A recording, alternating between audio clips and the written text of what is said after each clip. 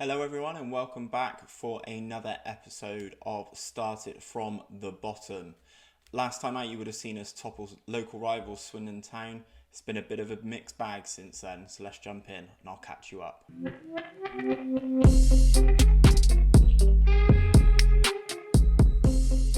So here we are then, this is where we would have left it last time. 3-0 win against Swindon Town, as I said, with FA Cup first round opponents League One Fleetwood Town.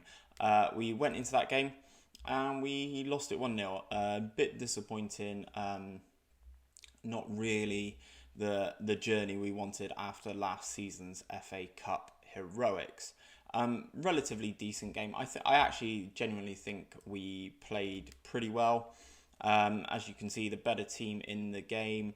However, this front three unit of Santana, Sibley and Tyler Smith, replacing the injured Keandra Simons, really didn't get it going in that game. Obviously, Stanley suspended. Johnny Smith struggling a little bit with his condition at the moment. So it's a little bit of a tough time, really. Following that loss to Fleetwood, we progressed in the leasing.com trophy with a 1-0 victory at home to Coventry. Luke Dreher with the penalty there making the difference. However, we did go into the next round against Crawley and we went out on penalties with Dreher missing the first penalty and then Josh Brookin missing the decisive penalty for me. I'm a little bit disappointed in that. However, we did meet the club vision in getting to the second round. One thing I will say though, I don't know if it happens to you guys, it seems to definitely happen to me every time I go to a penalty shootout. Obviously I put my best penalty taker to take the first penalty, which is Luke Dreher. He scored every penalty so far that he's taken in every game. Here he is. It's taken 4 penalties for me so far this season, and he scored all 4 of them with 12 penalty taken, decent composure, even though these are on the way down, I don't know why. Decent composure. But every time my best penalty taker steps up in a penalty shootout, they seem to be missing recently. If that's happening to you guys, definitely let me know down in the comments. It's just a bizarre circumstance that it seems to happen every time I get into a penalty shootout. So penalties aside then, we after that loss to Crawley Town, 2-0 victory away at Leyton Orient, good result with Keandra Simons making his full-fledged return to goal scoring after her minor injury, followed by back-to-back draws at home to Northampton and then away at Notts County. We still haven't managed to overturn that FA Trophy defeat to Notts County, could potentially be a bit of a bogey side for us moving forward. However, Josh Brookin did receive his marching orders on the 72nd minute in that game. So we did finish the game with 10 men. So we did kind of have to change things around a little bit and maybe go slightly more defensive rather than pushing on for trying to get a late winner. It's not the end of the world. I mean, if I show you the league table now, we are currently 10 points clear of Notts County in second. So it was a big game. I'm kind of happy with the 0-0 having gone down to 10 men. As you can see here, Keandra Simons is the top goal scorer in the league. I've got the top 2 for average rating as well with Simons and Big Calvin, who's really made the step up this season. Johnny Smith is top of the assists so far. And player of the matches again, Simons with his 6th player of the matches, probably largely down to his 15 goals. And we also have Madison, who is top of the clean sheet charts with 15. All in all, the league campaign's going really, really well. As I said, I've opened up a nice 10-point gap now. And as I'm out of the FA Cup and I'm out of the leasing.com trophy and I'm out of the Carabao Cup, I've only got the league to focus on. So I will be trying to absolutely smash through this and set a points record for League 2. Obviously, if I expand the table out a little bit more, we've only conceded 10 goals. It's been largely positive at the back. I definitely think the changes have helped. I mean, obviously the addition of Madison in goal is a massive step up on Alex Cream. And the emergence of Calvin, actually, he's turned into a world-class centre-back for me. Well, I say world-class for League 2. He's turned into a very good centre-back for me, forming that partnership with Wiggett, who came in from Chelsea. Other small bits of business, the club's youth facilities have now been upgraded. I haven't actually looked to see where that puts us. I imagine it's still pretty poor. Yeah, basic youth facilities and a youth level of 0. So that's not good. Obviously, we're going to try and upgrade this as we go. Same with the data analyst facilities. I've been trying to upgrade that as much as I can as we go on, because you don't want to get into the Championship or get into the Premiership you've got awful facilities, so that also impacts your club's reputation and being able to get players in and stuff like that, and how much of an appealing prospect you are to people who want to join you. So I'm trying to do this as I go, but obviously money's a little bit of a factor at the moment down in League 2.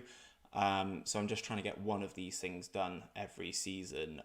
Data analyst facilities are usually slightly cheaper, whereas the training facilities I'm not really too worried about, but it's the youth facilities I'm trying to boost up and make them even better. So I'm going to have 2 games for you today then. We have our Boxing Day clash with Oxford United at home, and then we take on Bradford City on the 28th of December.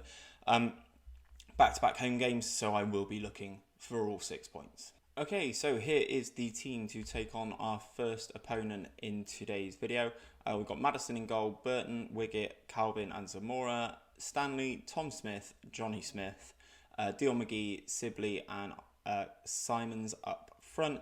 We do have a slight issue in the team at the moment. So Brooklyn is suspended.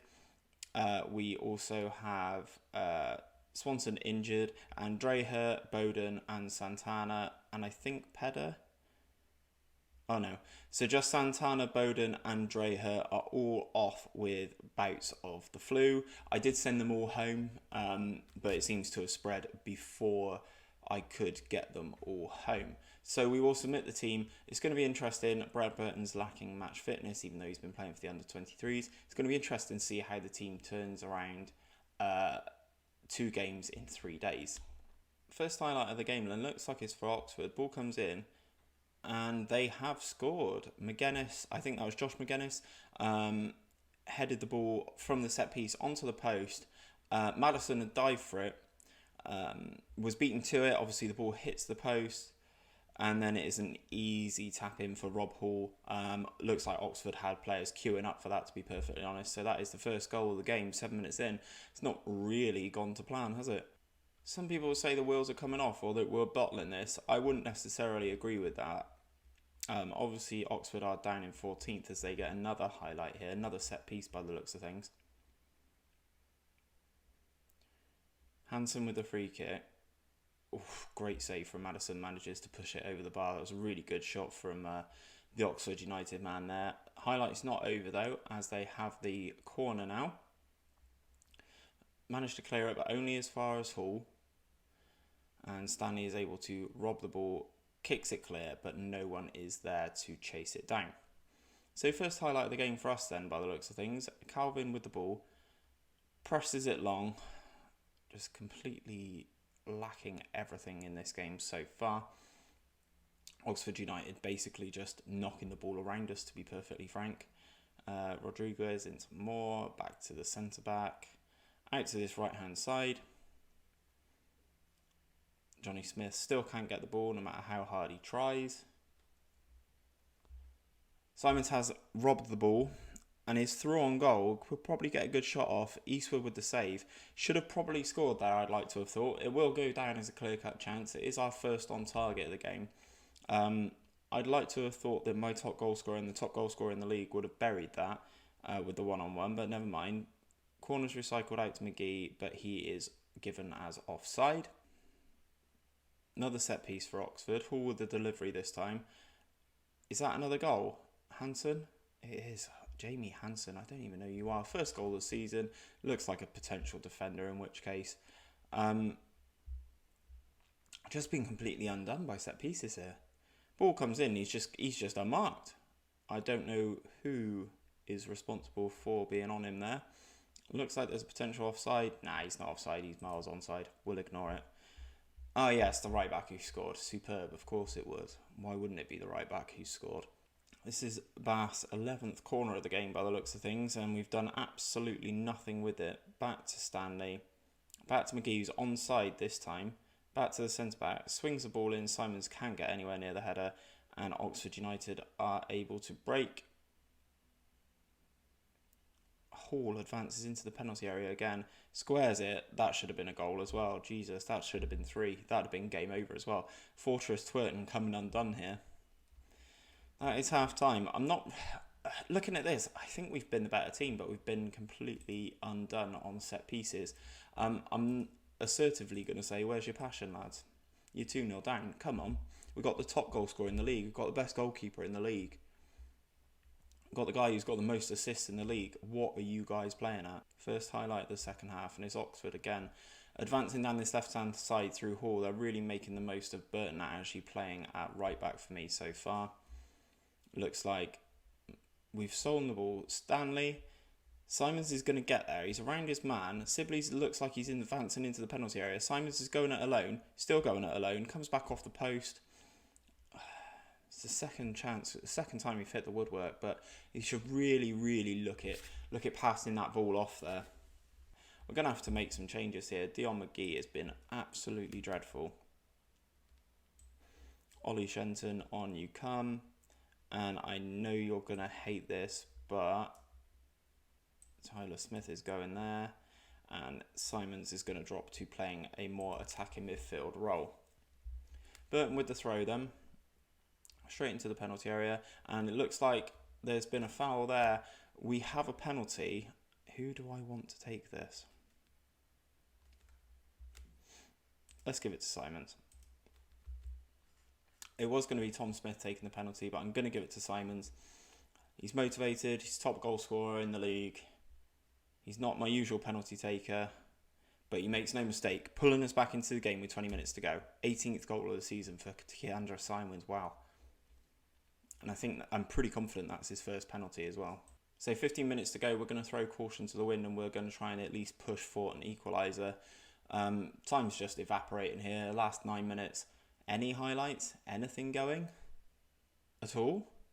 Okay, so 5 more minutes to go. We've got a corner. Stanley whips the ball in. Calvin's there. What a man this guy is, eh? As I showed you guys before the game, his second highest average rating in the league for a centre-back. Pops up with his 6th goal of the season, does Calvin there. Stanley with the set piece. Calvin outjumps 3 Oxford United men and beats the goalkeeper at his near post. What a superstar that guy is from Leicester City. I mean, we go into injury time. Surely we're not going to do this from 2-0 down. Smith back to Zamora. To the other Smith. To Shenton. Burton's still there. Ollie Shenton's been fouled there by the looks of things. We have a free kick with 3 minutes injury time remaining. This could be interesting. Tyler Smith's going to take that direct by the looks of things. Good strike, and the goalkeeper gets across and pushes it behind for another corner, but doesn't look like another highlight. It's going to continue. It's going to be full time. Now, that was a very good comeback, which I am proud of, but the fact that we got undone by 2 set pieces on Boxing Day is sub-ideal. So now we have Bradford City out next. They just lost away to Mansfield. So not only have they gone to Mansfield, they've got to come all the way down to the southwest to take on Bath City. We do extend our unbeaten run to 15 now with that 2-2 draw with Oxford. As you can see, there was a 2-0 win against Oxford away. So I'm pretty disappointed that we drew that game. Not a long period of time. I will come back to that. Fine, he's only League 2 level, but I will come back to that. What are these supposed changes? Brookin is back. That's good. Dishon Bernard for Calvin, who's tired. Yep, I'm actually quite happy with all those. That's fine. Easy win predicted for Bath. Well, we shall see. Football Manager reporters, we shall see. Okay, so into this game with Bradford then. Team's slightly different. I have made some changes. So obviously we've got Madison in goal. Brooking comes back in following his suspension. Wiggett, Dishon, Bernard and Zamora make up the defensive unit. This the Afghan winger whose name I'm not going to say. I'm not even going to attempt to say it. Maziyar. Yep, that'll do. On the right, Ollie Shenton in middle of the park. Johnny Smith, McGee, Sibley and Simons make up our starting 11. So after a disappointing draw, Crawley were actually able to cut my lead at the top of the table to just 7 points, which I'm not very happy about. Looks like we've just hit the woodwork there, or that is a phenomenal save from somebody. Simons gets the ball from the throw-in and advances past his man. He's turned that guy inside out about 3 times, puts the cross in. Johnny Smith is there, but he's tiny, can't head anywhere. He's down to 76% conditioning already. Only 18 minutes into the game. This is sub-ideal. And Charlie Wiggett looks like he has pulled his hamstring. I was trying to give Calvin a bit of a rest for this game, but he's going to come in to replace him. I'm going to swap these two around because Calvin is left-footed. It's not great losing my key centre-back. He's not even on the pitch. Okay, great. I mean, it's what you love to see, isn't it? Opposition like Bradford swinging the ball in when you've only got one centre-back. So Smith is there, hits the long ball to Simmons, but the Bradford defence is equal to it. We win the second phase. Out to Brooking on the right-hand side. Brooking gets tackled by Pritchard, who is able to clear only as far as Shenton. We're coming back with it again. I mean, we look the much better side, but yet to make that breakthrough. Sibley picks up the ball. He's definitely gone off the boil massively since the start of the season. Johnny Smith into the penalty area, finds Simons. That should be a goal. I mean, I don't care. Top player in the league, that should be a goal. Change is finally made. 34 minutes in, Calvin comes on for the injured Charlie Wiggett. Disappointing, as I said, to see a guy who's played pretty much every game for me off through injury. As we look to break again, that is a lovely ball from McGee all the way over to Sibley, who, as I said, he's gone off the ball earlier on in the game. Of course he comes back, and of course Louis Sibley scores. It is his 6th of the season, but as I said, he's definitely gone off the boil. Look at this pass from McGee, though. Absolutely wonderful. Right onto his chest, controls it nicely, advances into the penalty area. He is left-footed, of course, and then fires it past the goalkeeper to make it 1-0 just before half-time. So Sibley's goal is the difference at half-time. We have been the better team, 12 shots to their 2. I'm a bit disappointed that Simons has not scored yet. He's had a couple of decent opportunities to get on the score sheet. He is pretty consistent. He does score very regularly.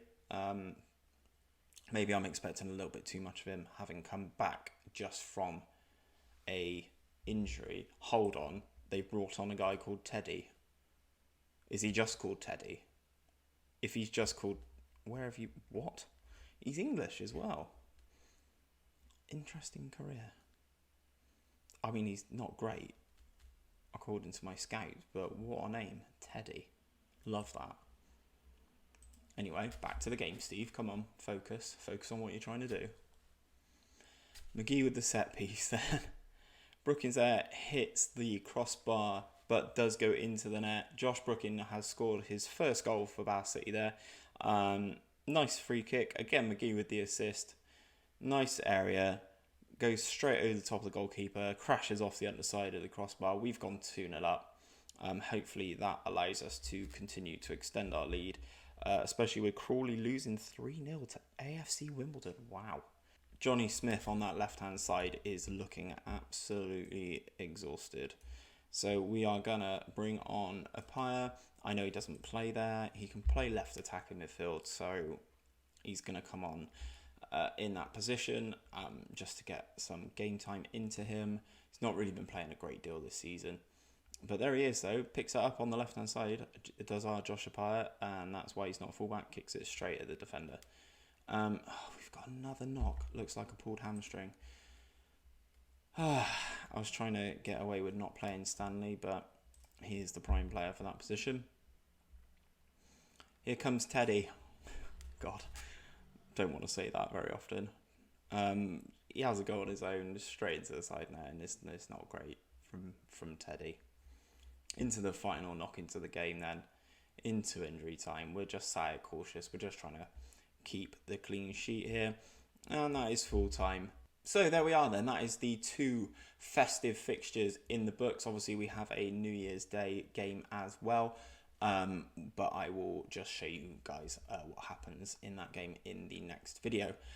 So after the 2 games, as you can see here, Crawley have just lost 4-0 to AFC Wimbledon, allowing Notts County to jump into that second spot and create a little bit of a gap in between the 2 of them. We are 8 points clear of Notts County, so I'm pretty happy. Obviously 3 teams do go up out of League 2 at the moment. So three teams do go up automatically from League Two. But I do want to be champions. This is quite a nice one to tick off, isn't it? So guys, that is 4 points from an available 6 there over Christmas. Not too disappointed, but not overly happy either.